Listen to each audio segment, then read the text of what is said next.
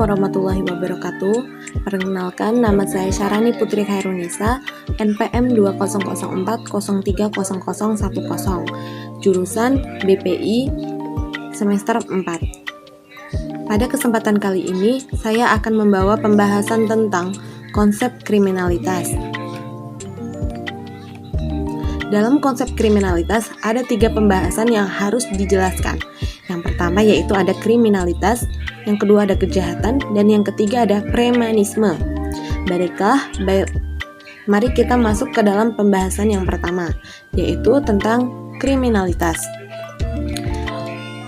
Yang pertama yaitu pengertian kriminalitas. Kriminologi berasal dari bahasa Latin, yaitu crimen dan logos. Krimen berarti kejahatan, sementara logos berarti ilmu.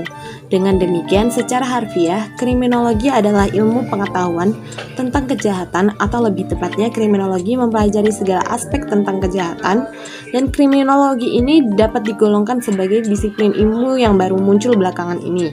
Kajian kriminologi dapat dikelompokkan menjadi 4 aspek, yaitu pembahasan meliputi kejahatan, pelaku kejahatan, korban kejahatan, serta reaksi masyarakat terhadap kejahatan.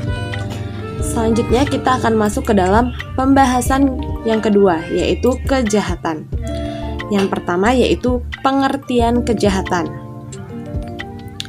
Kejahatan adalah salah satu bentuk masalah sosial yang dapat merugikan anggota masyarakat lainnya. Kejahatan merupakan pelanggaran terhadap norma atau hukum pidana. Pelaku kejahatan adalah mereka yang melanggar peraturan atau undang-undang pidana dan dinyatakan bersalah oleh pengadilan, serta dijatuhi hukuman, misalnya pembunuhan, pencurian, dan penganiayaan. Menurut Sosilo, kejahatan adalah perilaku masyarakat yang melanggar undang-undang. Perilaku ini dilihat dari sudut pandang sosiologis yang menyebabkan banyak hilangnya keseimbangan, ketertiban, dan ketenteraman masyarakat, sehingga haruslah dilakukan pengentasan yang efisien melalui penegak hukum yang baik. Kejahatan adalah suatu tindak antisosial yang merugikan, tidak pantas, tidak dapat dibiarkan, yang dapat menimbulkan kegoncangan dalam masyarakat. Selanjutnya yaitu faktor apa saja sih yang menyebabkan terjadinya kejahatan? Yang pertama itu ada faktor ekonomi. Ekonomi merupakan salah satu hal yang penting di dalam kehidupan manusia.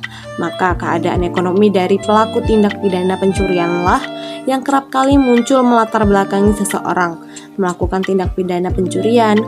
Para pelaku sering sekali tidak mempunyai pekerjaan yang tetap atau bahkan tidak punya pekerjaan karena desakan ekonomi inilah yang menghimpit. Harus memenuhi kebutuhan keluarga, membeli sandang, pangan, dan lainnya, maka seseorang dapat berbuat nekat dengan melakukan tindak pidana pencurian. Yang kedua yaitu ada faktor pendidikan. Sesuai dengan hasil penelitian, pendidikan juga berpengaruh terhadap terjadinya tindak kriminal, di mana tingkat pendidikan pelaku rata-rata hanya tamat sekolah dasar. Faktor pendidikan juga berpengaruh terhadap anak melalui tindak kriminal. Jika berbicara tentang pendidikan dikaitkan dengan kejahatan, mungkin banyak permasalahan yang akan muncul. Oleh karena itu, pendidikan yang kurang berhasil adalah pelaku yang relatif pendidik rendah. Faktor yang ketiga yaitu faktor lingkungan.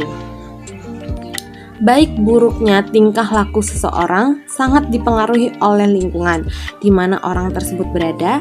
Pergaulan yang diikuti dengan peniruan suatu lingkungan akan sangat berpengaruh terhadap kepribadian dan tingkah laku seseorang. Lingkungan yang dimaksud adalah lingkungan keluarga atau masyarakat itu sendiri. Jadi nih, pergaulan dengan teman-teman atau tetangga merupakan salah satu penyebab terjadinya seseorang melakukan tindak kriminal. Hal ini menunjukkan bahwa memilih teman harus memperhatikan sifat, watak, serta kepribadian seseorang. Pembahasan yang selanjutnya yaitu upaya penanggulangan kejahatan. Yang pertama di sini ada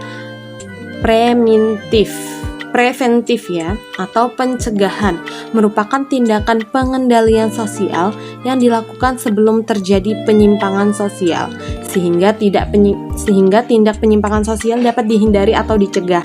Pembahasan yang selanjutnya yaitu represif, adalah upaya yang dilakukan setelah terjadinya kejahatan dengan melakukan penyelidikan, penangkapan, penyidikan hingga sampai pada peradilan yang kemudian diputuskan oleh hakim. Yaitu reformatif, adalah suatu bentuk usaha untuk merubah kembali seseorang yang telah melakukan kejahatan, dan kejahatan itu tidak akan terulang kembali apabila dia telah kembali ke masyarakat. Yang terakhir adalah premanisme.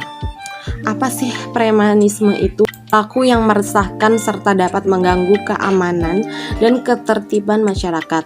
Aksi-aksi premanisme dewasa ini semakin meningkat setelah ada beberapa bagian dari anggota masyarakat yang tidak mampu merasakan kesejahteraan ekonomi seperti anggota masyarakat lainnya.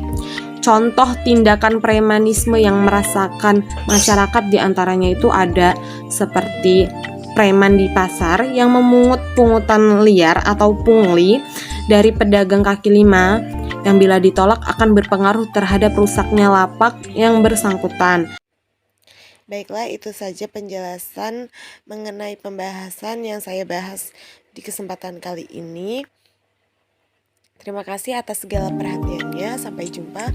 Wassalamualaikum warahmatullahi wabarakatuh.